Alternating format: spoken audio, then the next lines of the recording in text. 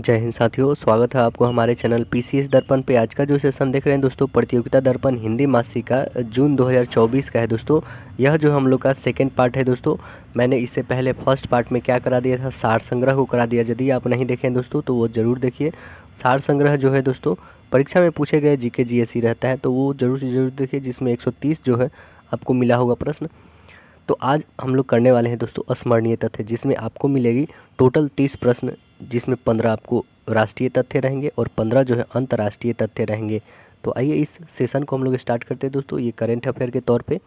यदि आपने हमारे चैनल पे नए हैं दोस्तों तो सब्सक्राइब कीजिएगा, ताकि नेक्स्ट आने वाली वीडियो सबसे पहले आप तक पहुँचेगी। तो आइए इस सेशन को स्टार्ट किया जाए। अपने दोस्तों में इसे ज़्यादा से ज़्यादा शेयर कीजिएगा दोस्तों। देखिए, हम लोगों ने सार संग्रह सेशन कंप्लीट किया। यदि आप नहीं देखें तो इसे ज़रूर देखिए दोस्तों, लिंक इन डिस्क्रिप्शन। और मैंने इसका प्लेलिस्ट भी बना रखा है, प्रतियोगिता दर्पण जून 2024 का, ठीक है ना। तो आज हम लोग जो करने वाले दोस्तों, ये है हम लोग का स्मरणीय तथ्य। तो आइए इसे हम लोग करते हैं। देखिए, राष्ट्रीय में पहला प्रश्न क्या बनता है। देखिए दोस्तों, ये कुछ ज़्यादा ही इसमें छोटा छोटा दिख रहा है ना। भारत की वायुसेना ने जो है पोखरण राजस्थान में 1 से 10 अप्रैल 2024 तक कौन सा सैन्य अभ्यास किया है। तो ये गगन शक्ति किया है, ठीक है। तो आइए हम लोग इसको एडिट हमने करा है और बहुत ही अच्छे से वहाँ पे देखने को मिलेगा। तो चलिए हम लोग उस पेज पे चलते हैं और सेम टू सेम यही क्वेश्चन मिलेंगे आपको। चलिए देखिए दोस्तों, स्मरणीय तथ्य राष्ट्रीय में हम लोग का यही ना प्रश्न था पहला, कि भारत की वायुसेना ने पोखरण राजस्थान में 1 से 10 अप्रैल 2024 तक कौन सा सैन्य अभ्यास किया है। तो गगन शक्ति किया है ना, था ना। सेम टू सेम हमने प्रश्न वही एडिट करा है आप लोगों के लिए, ताकि आपको अच्छे से दिख सके दोस्तों। तो मैं आप लोगों के लिए इतना मेहनत करता हूँ, तो आप लोग कुछ तो मेहनत करिए हमारे लिए, कि इस वीडियो को ज़्यादा से ज़्यादा शेयर करिए। जो भी करंट अफेयर पढ़ना चाहते हैं उनको जोड़िए, ठीक है ना। तो चलिए हम लोग देखते हैं अब इसके बारे में इंपॉर्टेंट पॉइंट क्या है, कि गगन शक्ति जो शुरू किया गया है, जो राजस्थान में पोखरण वायुसेना के द्वारा किया गया था पोखरण में, उसका इंपॉर्टेंट पॉइंट क्या है। तो गगन शक्ति आखिरी बार जो है 2018 में आयोजित किया गया था, और 2024 के इस अभ्यास में किसी भी उच्च क्षमता वाले ऑपरेशन को अंजाम देने के कौशल का प्रदर्शन किया गया है, ठीक है। चलिए देखिए, अगला प्रश्न है कि भारतीय सेना के तीनों अंगों के बीच संयोजकता और सुधार लाने के उद्देश्य से पहला त्रिसेवा सम्मेलन 8 अप्रैल 2024 को नई दिल्ली में किस नाम से आयोजित किया गया है। परिवर्तन चिंतन के नाम से आयोजित किया गया है। इससे जुड़े इम्पोर्टेंट पॉइंट देखिए, सशस्त्र बलों में संयोजकता और एकीकरण को बढ़ाने और नए ताज़ा विचारों, पहले और सुधारों का सृजन करने के लिए चिंतन को एक विचार मंथन और इंक्यूबेशन चर्चा के रूप में आयोजित किया गया है। नेक्स्ट है हमारा प्रश्न कि महाराष्ट्र के किस एक छोटे कस्बे में बनाए जाने वाले सितार और तानपुरा को भौगोलिक संकेत यानी जीआई टैग 30 मार्च 2024 को मिला है। तो यह कहाँ है, मीरज, सांगली जिला। देखिए, मीरज में जो है सितार और तानपुरा बनाने की परंपरा जो है 300 वर्ष से भी अधिक पुरानी है। केंद्र सरकार के भौतिक संपदा कार्यालय ने 30 मार्च को मीरज म्यूजिकल इंस्ट्रूमेंट क्लस्टर को सितार के लिए सोल्ट्यून म्यूजिकल इंस्ट्रूमेंट प्रोड्यूसर फॉर्म को तानपुरा के लिए जीआई टैग दिया है। अगला प्रश्न हमारा है कि भारत की निजी क्षेत्र की कंपनी जो है टाटा एडवांस सिस्टम लिमिटेड यानी TASL द्वारा निर्मित किस sub metre resolution earth observation satellite का स्पेस एक्स के फाल्कन 9 रॉकेट के द्वारा 7 अप्रैल 2024 को सफल परीक्षण किया गया है। तो टी सैट 1 को किया गया है। इससे जुड़े इंपॉर्टेंट पॉइंट देखिए, टी सैट 1 को जो है उच्च रिजोल्यूशन वाली ऑप्टिकल उपग्रह छवियां देने के लिए डिज़ाइन किया गया है, जिसे कर्नाटक के विमागल में TASL के असेंबली, इंटीग्रेशन और टेस्टिंग IT संयंत्र में तैयार किया गया था। तो अगला प्रश्न है हमारा कि मणिपुर की किस भारतीय महिला वेट लिफ्टर ने ओलंपिक क्वालिफायर वेट लिफ्टिंग विश्व कप में 2 अप्रैल 2024 को कांस्य पदक जीता है। तो कौन है, तो यह है विंध्या रानी देवी। इनसे जुड़े इम्पोर्टेंट पॉइंट क्या है कि विंध्या रानी देवी ने थाईलैंड के फुकेट में 55 किलो भार वर्ग में कुल 196 किलो वजन उठाकर शानदार प्रदर्शन किया है और कांस्य पदक जीती है। विंध्या रानी ने बर्मिंघम राष्ट्रमंडल खेल 2022 में रजत पदक जीती थी। अगला प्रश्न है हमारा कि भारतीय राजस्व सेवा IRS की किस पूर्व अधिकारी को वियना स्थित अंतर्राष्ट्रीय नारकोटिक्स कंट्रोल बोर्ड INCB के लिए अप्रैल 2024 में फिर से चुना गया है? तो जगजीत पावड़िया। इससे जुड़े इम्पोर्टेंट पॉइंट है कि जगजीत पावड़िया 2015 से बोर्ड की सदस्य हैं तथा जो पहले ही 2021 से 2022 तक बोर्ड के अध्यक्ष के रूप में कार्य कर चुकी हैं। को 2025 से 30 की अवधि के लिए आर्थिक और सामाजिक परिषद जो है इकोसॉक ECOSOC के द्वारा अत्यधिक प्रतिस्पर्धा चुनाव में फिर से उनको चुना गया है। अगला प्रश्न है हमारा कि 13 अप्रैल 2024 को भारतीय नौसेना के किस जहाज़ ने पश्चिमी अरब सागर में एक संदिग्ध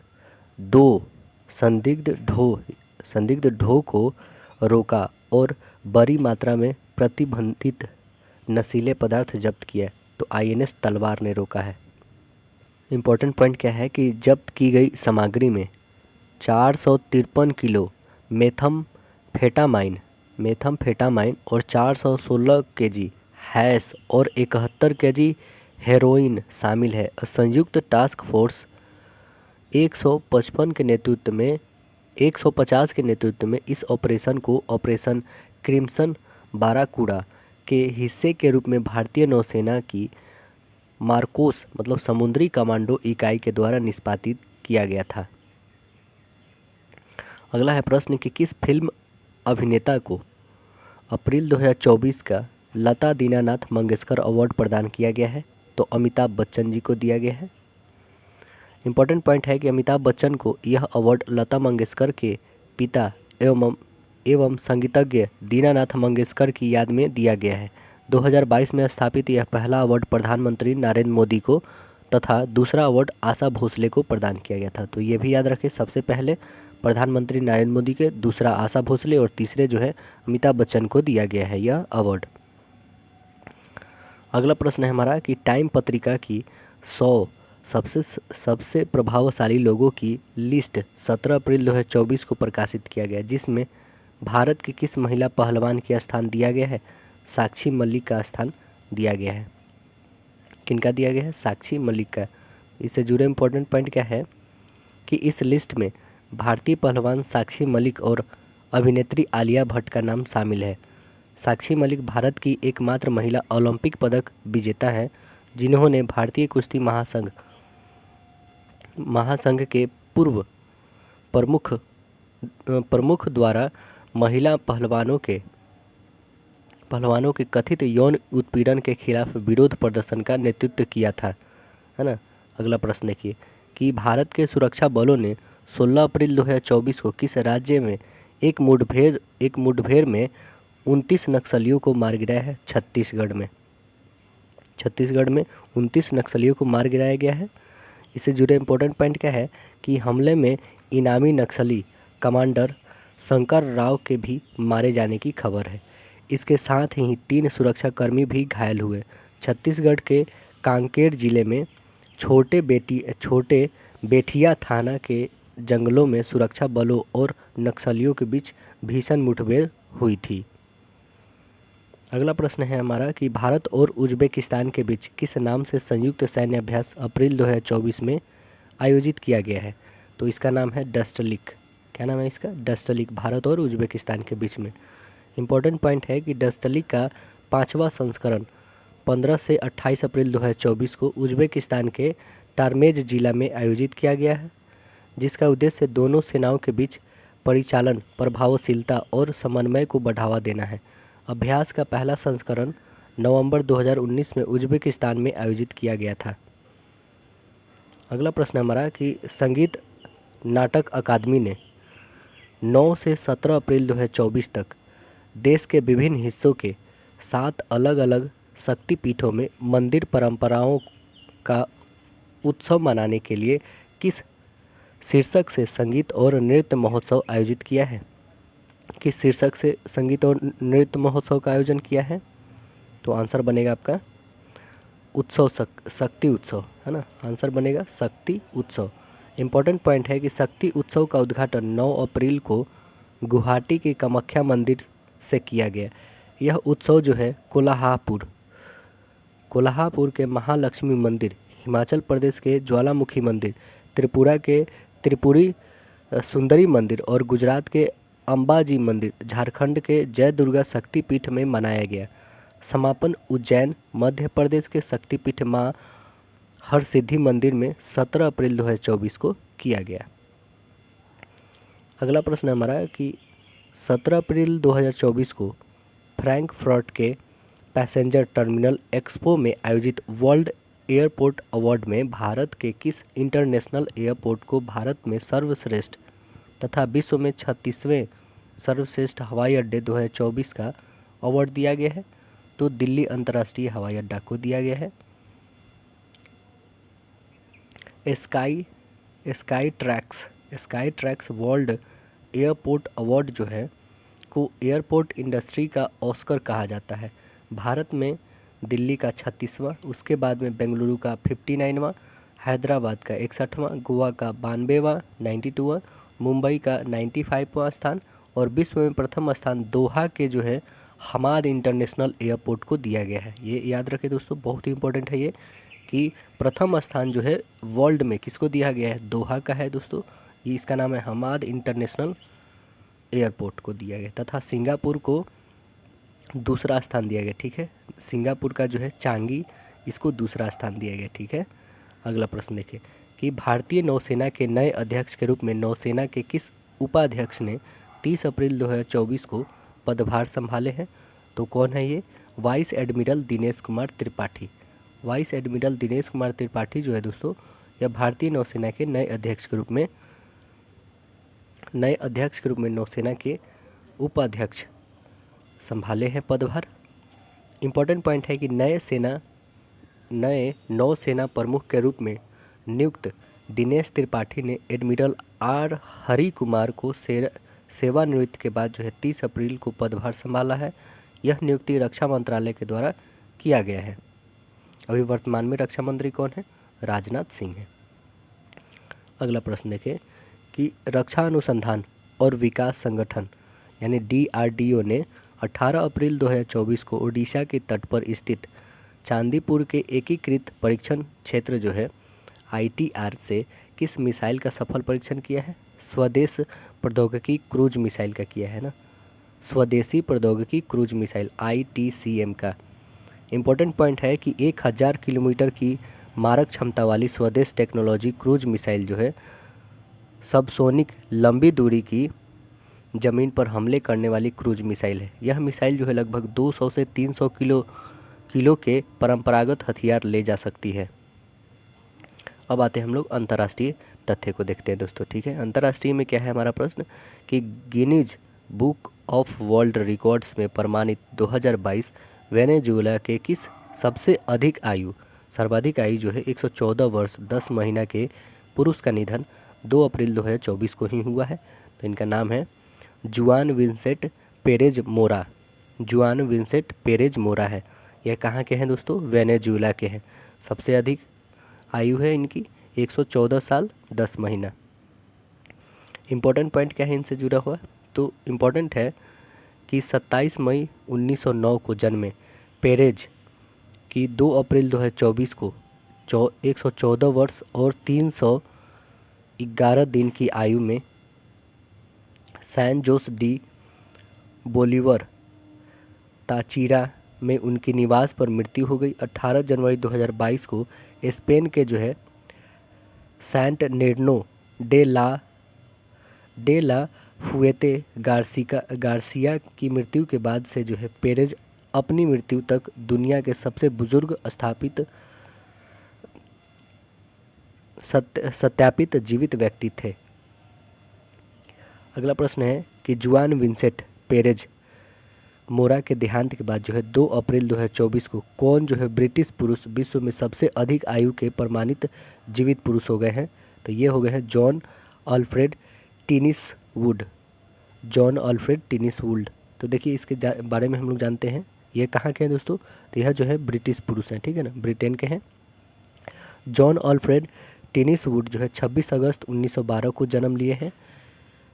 एक ब्रिटिश जो है सुपर सेंटेरेनियन है जो 111 वर्ष से भी अधिक की आयु में 2 अप्रैल 2024 को वेनेजुएला के जुआन विर्सेट पेरेज की मृत्यु के बाद विश्व के सबसे पुराने सत्यापित जीवित पुरुष बने हैं। अगला प्रश्न हमारा है कि 3 अप्रैल 2024 को किस देश में 7.5 तीव्रता की भूकंप आया जिसमें लगभग 14 लोग की जानें चली गई है और 1400 लोग घायल हो गए हैं? कहाँ पे आया है दोस्तों? ताइवान में आया है, ठीक है। देखिए तो इम्पोर्टेंट पॉइंट क्या है कि ताइवान के भूकंप जो है मॉनिटरिंग एजेंसी ने भूकंप की तीव्रता 7.2 बताई, जबकि संयुक्त राज्य भूवैज्ञानिक सर्वेक्षण ने 7.5 के रूप में दर्ज किया। सितंबर 1999 में आए एक 7.6 तीव्रता के भूकंप से ताइवान में लगभग 2400 लोग की मौत हो गई थी, 2400 आदमी की। अगला प्रश्न है हमारा कि अफ्रीका देश जो है डेमोक्रेटिक रिपब्लिक ऑफ कांगो ने किस महिला को देश की पहली महिला प्रधानमंत्री 1 अप्रैल 2024 को नियुक्त किया है? तो इनका नाम है जूडिथ सुमिनवा तुलिका। जूडिथ सुमिनवा तुलिका नाम है इनका। कहाँ की है? अफ्रीका देश की है। और कौन सी पार्टी है दोस्तों इनकी? डेमोक्रेटिक रिपब्लिकन ऑफ कांगो के लिए चुनी गई हैं। इम्पॉर्टेंट पॉइंट है कि जूडिथ को राष्ट्रपति फेलिक्स त्सिसेकेडी ने 1 अप्रैल 2024 को डेमोक्रेटिक रिपब्लिक ऑफ कांगो के प्रधानमंत्री के लिए नामित किया है। जो पद में पहली महिला हैं वह राष्ट्रीय सभा द्वारा उनकी सरकार को मंजूरी दिए जाने तक प्रधानमंत्री नियुक्त बनी रहेंगी। अगला प्रश्न है हमारा कि फोर्ब्स पत्रिका द्वारा 2 अप्रैल 2024 को प्रकाशित विश्व के अरबपतियों की सूची में पहला स्थान फ्रांस के किस फैशन व्यापारी को मिला है? तो इनका नाम है Bernard Arnault and family. Bernard Arnault and family है जिनको अरबपतियों की सूची में पहला स्थान फ्रांस की फैशन व्यापारी को मिला है।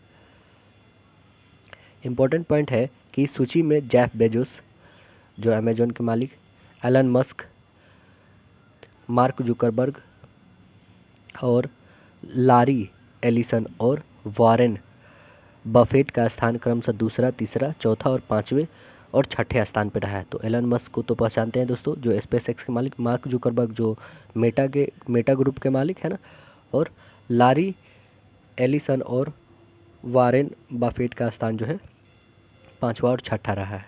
अगला प्रश्न हमारा कि भूमध्य सागर के मध्य में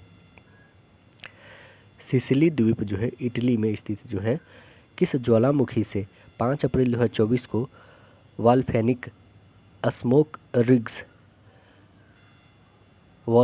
स्मोक रिंग्स निकलते देखे गए हैं? तो एटना कहाँ पे दोस्तों? इटली में है। ये सिसिली द्वीप पे है। देखिए इससे जुड़े इम्पोर्टेंट पॉइंट कि कामाउंट एटना जो है यूरोप महाद्वीप के इटली में सिसिली द्वीप पर स्थित एक सक्रिय ज्वालामुखी है जो कि यूनेस्को की विश्व धरोहर में शामिल है। यह अफ्रीका प्लेट और यूरेशियन प्लेट के बीच अभिसरण प्लेट का मार्जिन के रूप में स्थित है। यह यूरोप की सबसे ऊंची सक्रिय ज्वालामुखियों में से एक है।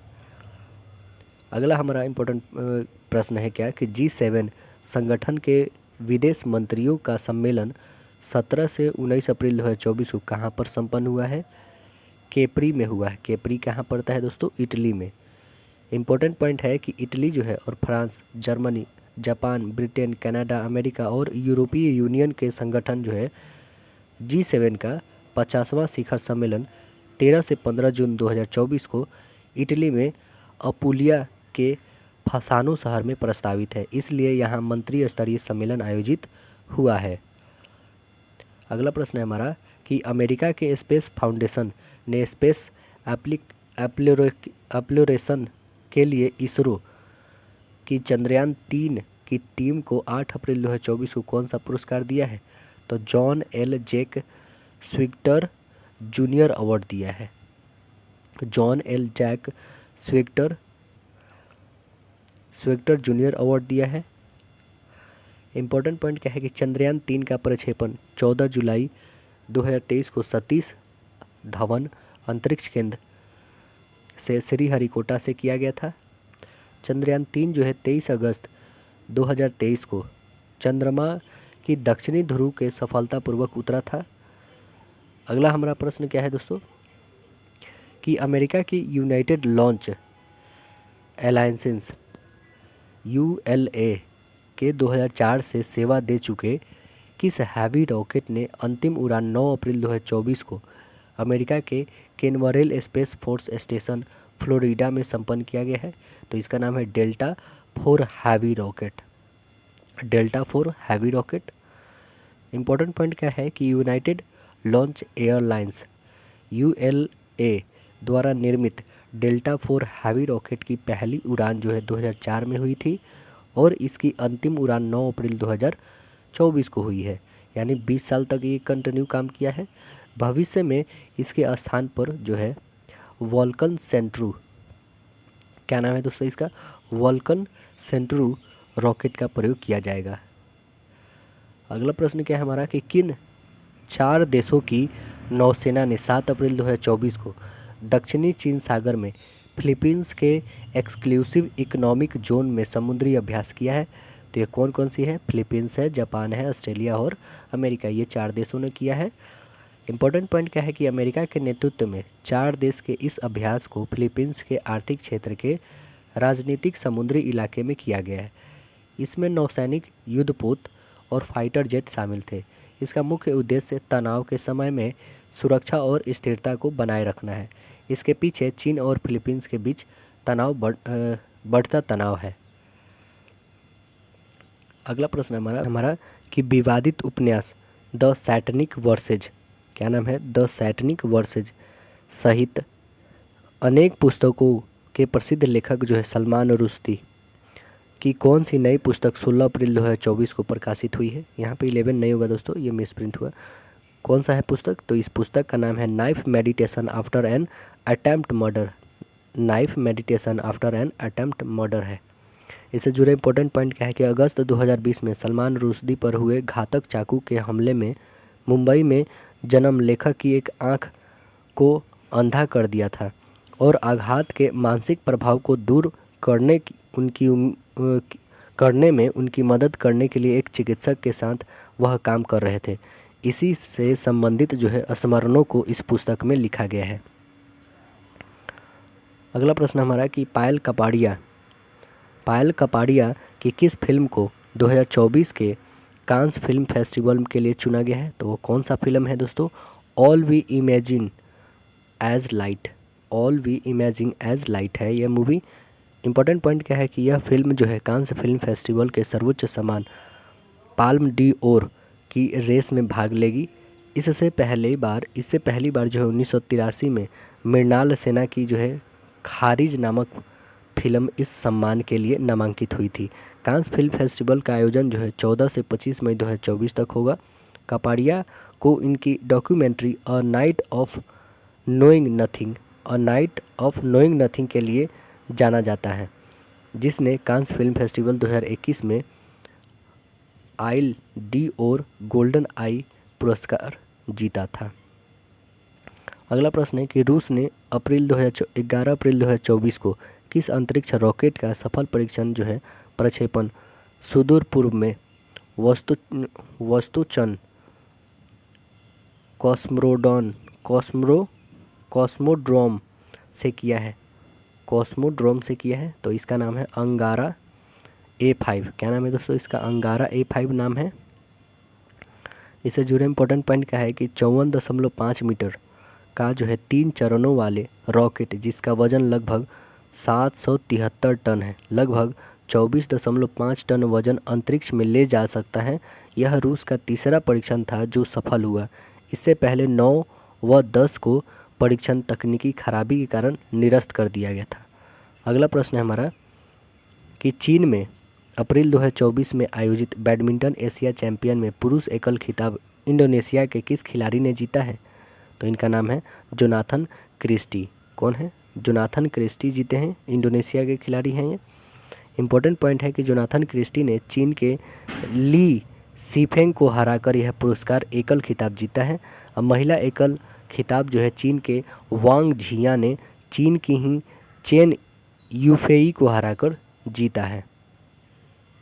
अगला और लास्ट हम लोग का क्वेश्चन है दोस्तों यह कि भारत ने एक समझौते के तहत किस देश को 19 अप्रैल 2024 को ब्रह्मोस मिसाइल की डिलीवरी दिया है? फिलीपींस को दिया है दोस्तों। किसे दिया है? फिलीपींस।